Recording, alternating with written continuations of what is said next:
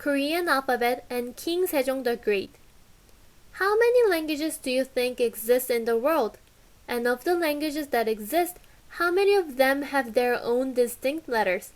Among over 3,000 languages that exist, those without letters are starting to fade away one after another. Until the mid-15th century, the Korean language was a language without letters. During that period, only the aristocrats, who had studied Chinese characters, could read and write, and the common people could not learn Chinese characters and thus could not even read the posters on the walls. The commoners that could not read were unable to learn the laws of the nation and committed crimes to be thrown in jail, be tortured without even knowing what they had done wrong. Knowing such difficulties of the public, King Sejong the Great came up with the idea of creating letters that are easy to learn and use.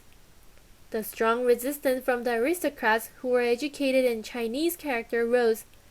Creating letters for the poor commoners who could not even express themselves was unprecedented in the history of any nation. Despite the opposition, King Sejong created 훈민정음, which is the base of nowadays Korean letters. King Sejong was a passionate reader as a child and had never let the books out of his hands, even when he was sick. His fondness for the books and his extensive knowledge of phonology became the basis for creating 훈민정음.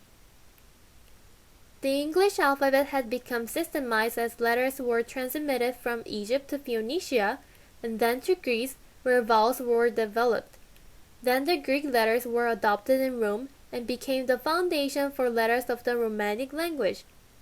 We are proud to say that Hangul took less than 30 years to be developed in perfection and widely distributed, while English took thousands of years to have a set of form.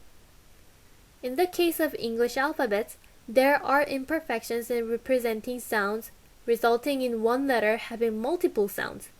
For example, the A in art, apple, and table are all pronounced differently, while on the other hand, A in Hangul is the sole alphabetic writing that always represents a single sound, A.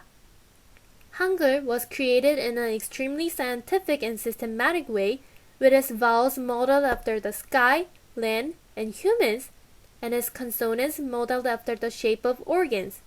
Thus, Hangul has the advantage that it can be learned in a short amount of time. Internationally, we can easily find renowned linguists and relative scholars praising the originality and the excellence of Hangul. There are even ethnic groups and tribes that adopted Hangul as their official letters. Moreover, in the 21st century, as known as an information age or the age of speed, the superiority of Hangul has been attested and it is influencing the entire world. The keys on computer keyboards, for example, are made up of vowels and consonants, perfectly suitable to the structure of Hangul. No other letter system can match the speed when it comes to typing the letters on a keyboard. Korea, maintaining its position as an internet superpower, can be accredited to Hangul and its simplicity in reading and writing. It may be fairly said that Hangul was created 600 years ago in consideration of the 21st century information age.